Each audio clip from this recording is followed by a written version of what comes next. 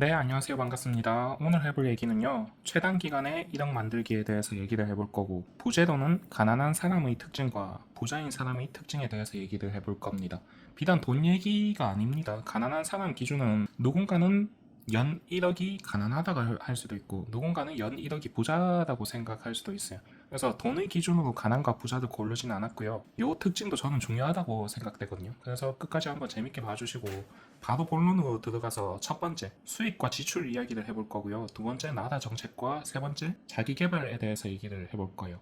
제가 20대 때 군대를 갔다 와서 아르바이트를 할 때였어요. 식당에서 아르바이트를 할 때였는데 그때 몇십만 원 벌었겠죠. 식당 알바를 했으니까. 그때 1,000만 원만 목돈을 만들어 보라고 하더라고요. 만들어 보라고 했는데 저는 안 만들었거든요. 그냥 버는 족족 다 썼던 기억이 나요. 그때 뭐 사고 싶은 거 사고 먹고 싶은 거 먹고 그랬죠. 왜냐하면 돈 모으는 게 별 의미가 없어 보였거든요. 그러고 나서 직장을 가서 1,000만 원을 모았을 때 왜 돈을 모으라는지 알 것 같더라고.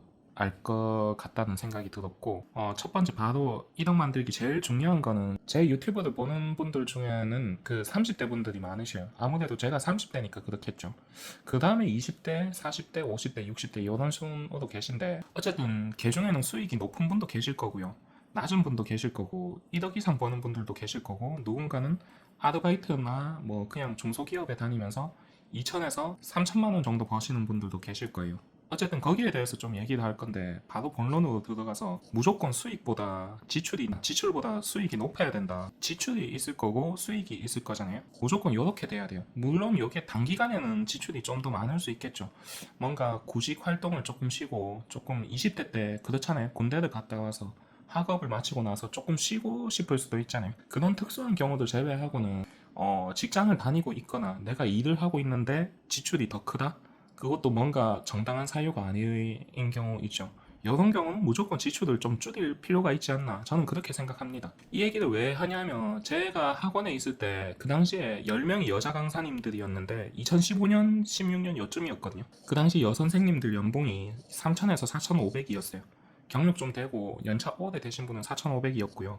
근데 이분들이 수익보다 지출이 되게 많으신 마이너스 통장 분들이 꽤 있었어요. 여자분들인데 10년 전에 연봉이 3,000에서 4,500이면 큰 돈이지 않습니까? 근데 이분들이 어떻게 마이너스 통장이 생겼냐면 일단 그냥 저도 한 번씩 얘기를 했었지만 이해 안 되는 경우가 많았어요. 향수 20만 원에서 30만 원짜리 뿌리고 다닌다든지.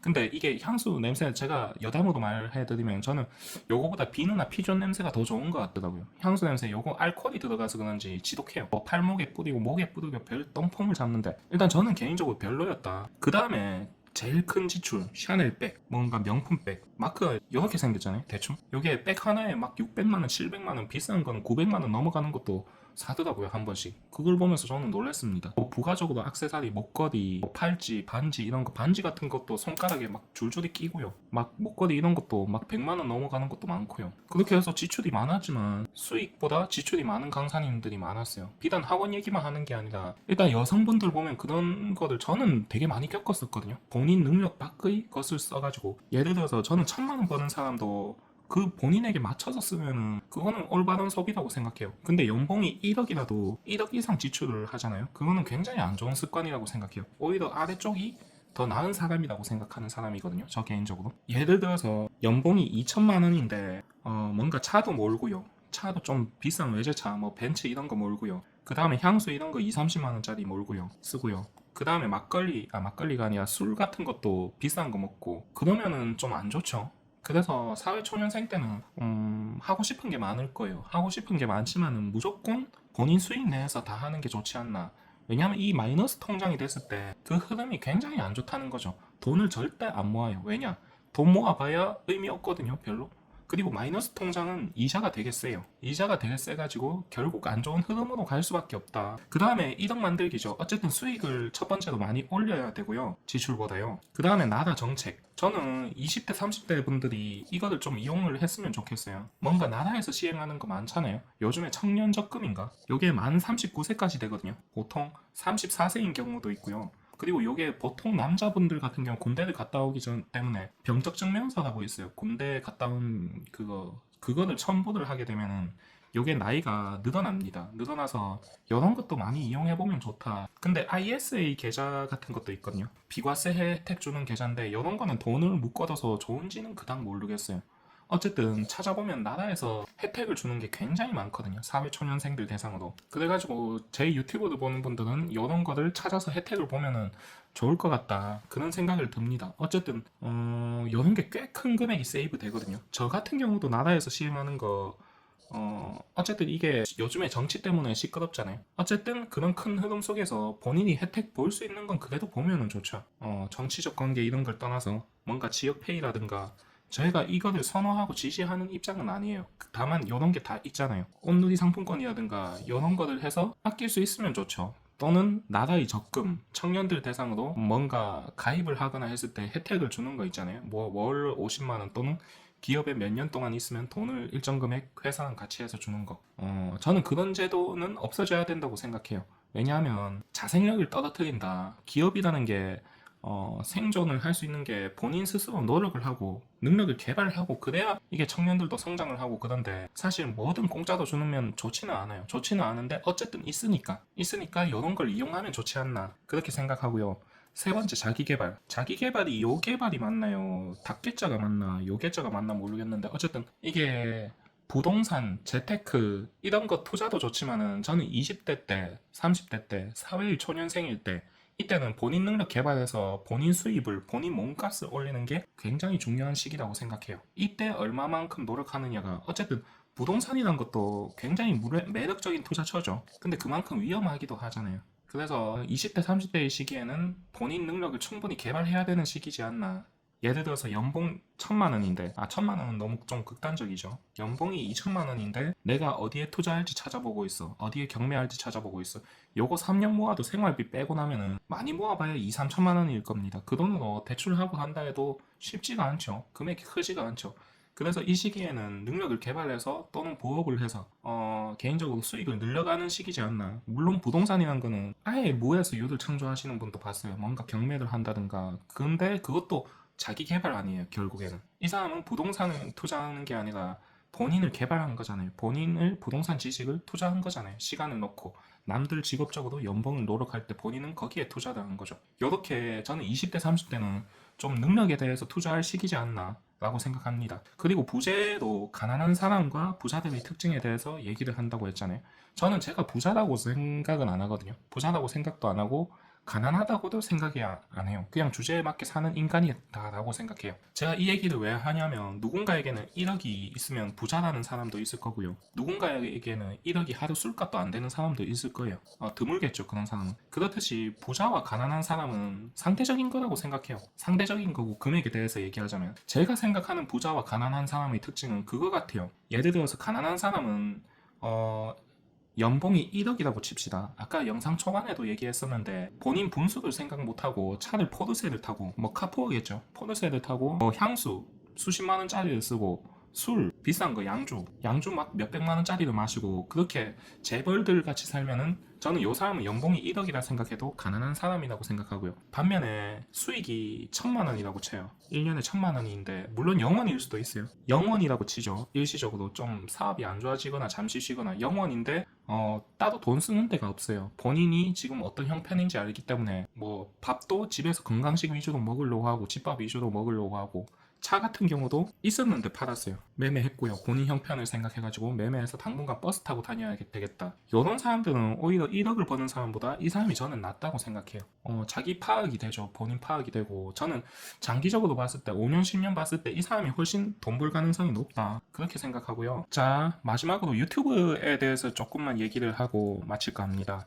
많은 분들이 유튜브는 재미 위주로 봅니다. 재미 위주로 보고 렉카들이 많죠. 요즘에 백종원 씨 관련 유튜브 끝도 없이 쏟아지고 있잖아요. 이게 왜 많이 나오냐면 주제가 이런 게 제일 재밌거든요. 재밌고 좋은 정보보다 이런 게 다루기 쉽거든요. 근데 제 채널 홍보를 잠깐만 하면은 저는 제 유튜브 근본은 책입니다. 저는 독서를 좋아하고요. 뭔가 소설보다는 자기계발서를 좋아해요. 이런 걸 읽다가 공유하고 싶어서, 얘기하고 싶어서, 나누고 싶어서 시작하게 된 게 제 유튜브예요. 최근에는 좀 바빠가지고 책 읽을 시간이 많이 없었어요. 그렇다 보니 좋은 정보들이 많이 안 올라오기도 했죠. 근데 이번에 5월달 가정의달이 끝나고 그 종합소득세도 신고를 다 했거든요. 했고 그래가지고 이제 바쁜 건 지나갔고 좀 좋은 영상들을 많이 만들어 보려고 해요. 책도 많이 읽어 보려고 하고 이제 6월부터는. 그래서 유튜브는 제 유튜브의 근본은 책이 기반이 되어 있기 때문에 근본적으로 좋은 채널이라는 걸 말씀드리고 싶었고 저는 유튜브는 구독자 1만 명 밑으로는 개친 도찐이라고 생각해요. 뭐 그게 그거고 이게 이거고 저도 저거고. 저도 옛날에 음식 유튜브들 찍을 때 코로나 전에 1만 명 넘게 찍어봤거든요. 찍어봐서 유튜브 구독자 1만 명 밑으로는 다 의미 없다. 실력의 영역도 아니고 그냥 운이 좋았을 뿐이다. 이렇게 얘기를 하고 싶고요. 이 얘기를 왜 하냐면 구독자 한 몇십 명, 몇백 명, 몇천 명 이런 분들 중에 저한테 이상한 말 하는 사람들 자꾸 있어요. 유튜브 영상 이랬으면 좋겠다, 이랬으면 좋겠다. 아니 본인 거나 잘 했으면 좋겠어요. 저 개인적으로 이런 조언을 좀 안 했으면 좋겠어요. 그 제 사무실 근처에 있는 어떤 분도 한 번, 두 번도 아니고 계속 이런 방향성을 조언을 하길래 본인이 더 유튜브 오래 했지 않냐. 근데 구독자 보면 별 차이가 안 나. 별 차이가 안 나는데 그분은 제가 구독자 10,000명 찍은 거 모르겠죠. 이런 걸로 서로 도토리 키재기 하는 것도 웃기지 않냐는 거예요. 이게 거의 동네 모임 수준 아닙니까? 근데 이런 걸로 자꾸 뭐 이러쿵 저러쿵 제 유튜브고 제가 하고 싶은 거 얘기하는 거고 그런 건데 왜 본인이 자꾸 그거 방향을 바꾸려고 하는지 모르겠어요. 이거 했으면 좋겠다, 이거 했으면 좋겠다. 아니 본인이 직접 하면 될 거 아닙니까? 그리고 저는 유튜브가 본업이 아니고 부업이에요. 부업이고 요거는 처음에는 취미로 그냥 조금씩 시작해봤던 건데 아무래도 사업이 있기 때문에 여기에 전적으로 시간을 투자할 수 없죠. 그렇기 때문에 다 알고 있지만은 그게 못하는 부분도 있어요. 예를 들면 저 같은 경우도 영상 편집을 좀 하고 퀄리티 있게 하고 싶지만 아무래도 본업이 있고 사람을 쓰는 단계가 아니기 때문에 이런 거는 좀 이해를 부탁드리고 저도 어쨌든 퀄리티를 높이려고 노력하는 거죠. 노력하고 저는 어떤 그런 사람을 제일 싫어해요. 본인 의견이 무조건 맞고 남의 의견은 무조건 틀렸다. 존중하지 않는 사람. A라는 사람을 본인에게 맞게 너는 이래라 너는 이래라 하는 사람을 싫어해요. 간혹가다 그런 조언을 해주는 분들이 있어요. 예를 들면 입주 청소에 관해서 얘기를 했을 때, 입주 청소는 사장님이 보신 부분도 있지만, 이런 부분도 있다. 또는 자영업 얘기를 했을 때, 대한민국 사람들은 사장이라는 칭호를 듣기 좋아해가지고 자영업 하는 것도 있다. 이런 얘기나 해주는 사람들은, 아, 그런 의견도 있구나 하고 수용을 하고 넘어갈 수 있지만, 아, 구독자도 비슷하고, 뭐, 본인이 저보다 유튜브를 오래 했든 뭐 했든 뭔 상관입니까? 왜 남의 유튜브를 본인에게 맞게 조절을 하려고 하는지 저는 이런 건 이해가 안 됩니다. 그렇게 하지도 않을 거고요. 본인이나 잘 하셨으면 좋겠어요. 솔직히 그분이 연락이 몇 번 왔었는데 이번엔 좀 화가 많이 나더라고요. 그래서 창피하지 않냐는 거죠. 막말로 구독자 1000명이나 1100명이나 똑같고요. 저는 구독자 1000명이나 뭐 한 5000명? 7000명? 똑같다고 생각해요. 개친도찐이라고 생각해요. 운이 좋아가지고 그냥 순간적으로 7000명 된 거일 뿐이라고 생각해요. 그래서 구독자 1만 명 밑으로 뭔가 조언하는 건 괜찮은데 막 강요를 안 했으면 좋겠어요. 뭐 제 생각에 대해서 그렇게 말하는 건 아니지 않냐는 등 제가 그런 얘기 했었잖아요. 월 200만 원 밑으로는 압도적으로 생각이 폐쇄되어 있다고 본인 기준에서 벗어나는 거는 다 틀렸다고 생각한다고. 실제 그런 거 같아요. 그런 거 같아서 좀 이렇게 안 좋은 얘기도 좀 해봤고 어쨌든 제 유튜브는 근본적으로 뭔가 레카나 이런 거보다 한 번씩 이런 것도 다루겠죠. 누가 어떻다더라, 백종원 씨가 어떻다더라 이런 것도 다룰 수 있지만 근본적으로 책의 내용을 기반을 위주로 좋은 내용들 위주로 다루려고 노력합니다. 그래서 앞으로 더 좋은 정보 이런 걸 많이 공유할 테니까 재밌게 봐주셨으면 좋겠습니다. 이상 시청해 주셔서 감사합니다.